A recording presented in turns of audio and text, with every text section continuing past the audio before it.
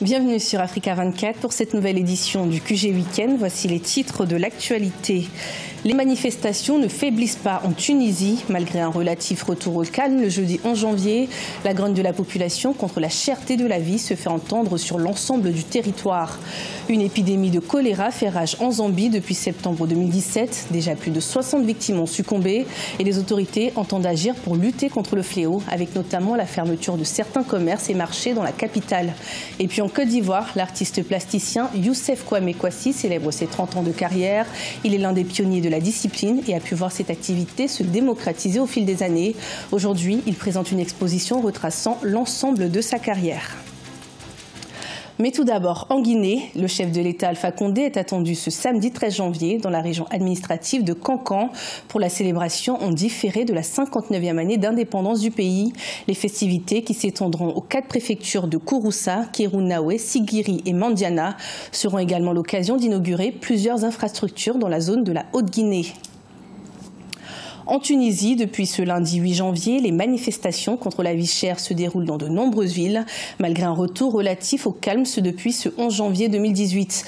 Les manifestants dénoncent entre autres les conditions de vie difficiles ainsi que les mesures d'austérité entreprises par le gouvernement. Les explications avec Vina Nodin.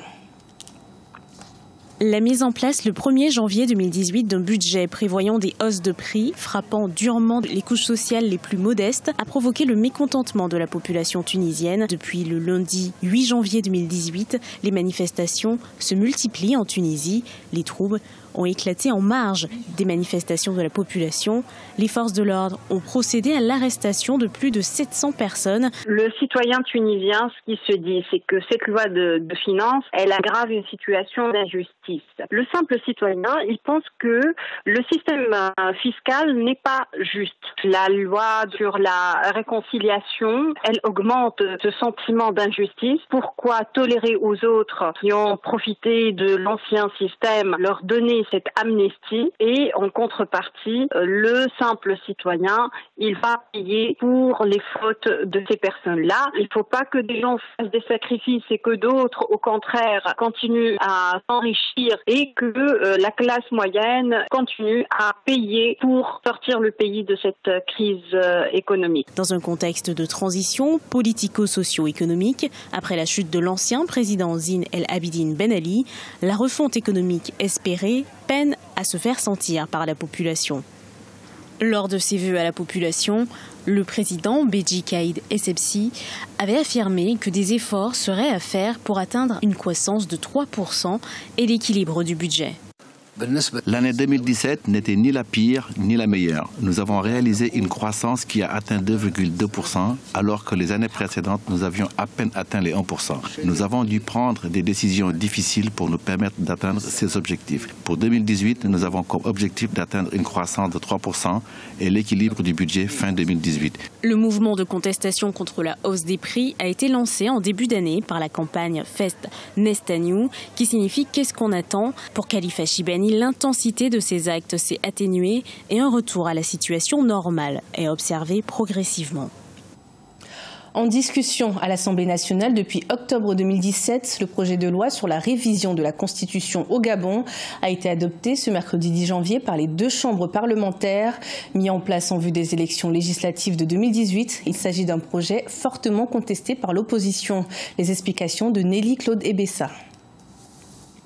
Adoptée à 197 voix pour, 14 contre et 2 abstentions, la révision constitutionnelle constitue la première mesure destinée à rénover et améliorer le cadre de l'action publique gabonaise. Cette révision de la Constitution, dont ni le contenu du texte ni les différents amendements par l'Assemblée, le Sénat ou le Congrès n'ont été rendus publics, entérime la version finale du texte. Le dit projet avait fait l'objet d'une série de revendications de l'opposition, le qualifiant de monarchisation du pouvoir. La révision constitutionnelle adoptée par un Parlement composé d'une chambre intérimaire, l'Assemblée nationale, pour tenter d'asseoir le pouvoir d'un président de la République jamais élu, illustre mieux que tout la gravité de la crise politique dans laquelle le Gabon se trouve. L'adoption de cette nouvelle constitution s'inscrit dans la perspective des prochaines élections législatives prévues initialement pour décembre 2016 et reportées 2 fois. Elle devrait finalement avoir lieu autour d'avril 2018 selon le gouvernement. Cette constitution survient à la suite du dialogue politique qui a été initié par le président Ali Bongo. Les élections législatives étaient le moment de redéfinir le Parlement gabonais. La nouvelle constitution devrait être un moyen pour redéfinir la carte politique au Gabon. Les partis politiques gabonais gagneraient à y participer. La nouvelle constitution, la 7e depuis la fin du monopartisme au Gabon en 1991, doit encore être examinée par la Cour constitutionnelle. La lutte contre le choléra, une priorité pour les autorités zambiennes. Le fléau qui sévit depuis septembre 2017 a déjà tué 60 personnes selon les chiffres officiels. Pour y faire face, les autorités ont interdit la vente d'aliments dans la rue. Des marchés ont également été fermés. Ibrahima Dioumaba nous fait le point sur la situation. Les autorités ont pris les devants dans la lutte contre l'épidémie de choléra. Plusieurs mesures ont été prises pour stopper la propagation de la maladie, notamment dans la capitale Lusaka. Le gouvernement a ordonné la fermeture des marchés alimentaires et des commerces dans certaines parties de la capitale. C'est l'activité économique qui se retrouve prise au piège selon les commerçants. Notre marché est propre mais reste fermé. Pourtant, les autorités ont déclaré que les zones non affectées par l'épidémie devraient ouvrir entre 10h et 18h. Nous sommes surpris de la fermeture de notre marché. En plus de l'interdiction de la vente d'aliments dans la rue, un couvre-feu a également été décrété au quartier Kanyama. Il sera en vigueur entre 18h et 6h du matin, heure locale. La police patrouille dans la région pour faire appliquer les différentes mesures. Je suis tombé malade, mais mon cas s'est beaucoup amélioré. Ma femme a été admise dans une clinique de Shawama. J'espère qu'elle sera guérie. Des centres de traitement ont été installés pour fournir des services de santé aux personnes infectées. Mercredi 10 janvier 2018, une campagne de vaccination a été lancée, ciblant 2 millions de personnes. Le choléra a tué au moins 67 personnes depuis septembre 2017, dont 62 à Lusaka, alors que plus de 2900 personnes ont été affectées. L'artiste plasticien ivoirien Youssef Kwame Kwasi célèbre ses 30 ans de carrière à travers une exposition. Pionnier de la discipline, le peintre autodidacte aura produit 700 tableaux pour promouvoir l'identité africaine. Son portrait dans ce reportage de notre correspondant Olivier Conan, commenté par Ibrahima Dioumaba. L'artiste plasticien Youssef Kwame Kwasi a fait sa première exposition individuelle en 30 ans de carrière ce 11 janvier 2018 à Abidjan. Dénommée Sankofa, l'exposition qui durera 2 mois invite les Africains à se servir du passé comme un guide pour mieux préparer le futur. L'artiste autodidacte de 70 ans fait donc, à travers ses tableaux, la promotion d'une identité africaine. Nous partons vers la mondialisation. En partant, il faut que nous partons avec notre ressource naturelle et ancestrale. C'est ce que je voulais dire, parce que nous avons beaucoup de choses à reprendre derrière.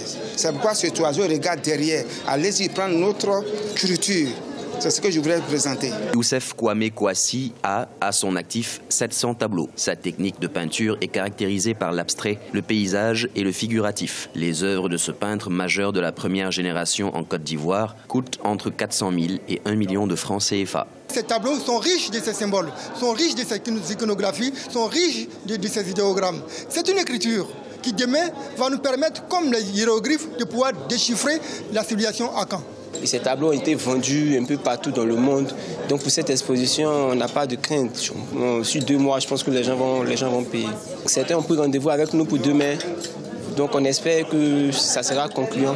L'artiste plasticien Youssef Kwame Kwasi a déjà participé à plusieurs expositions collectives en France, en Italie et en Allemagne. Il a glané plusieurs prix, dont ceux du Pinceau d'or et d'excellence en 1998.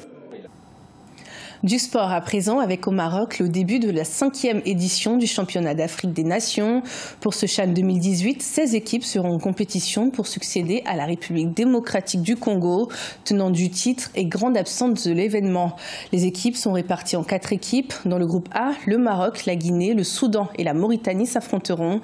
Dans le groupe B, les rencontres auront lieu entre la Côte d'Ivoire, la Zambie, l'Ouganda et la Namibie, tandis que le groupe C opposera la Libye, le Nigeria, le Rwanda et la Guinée Guinée équatoriale. Enfin, dans le groupe D, l'Angola, le Cameroun, le Congo et le Burkina Faso seront en compétition. Ce journal a été préparé par l'ensemble de la rédaction. Merci de nous avoir suivis. Retrouvez dans un instant une nouvelle édition de l'information sur Africa 24.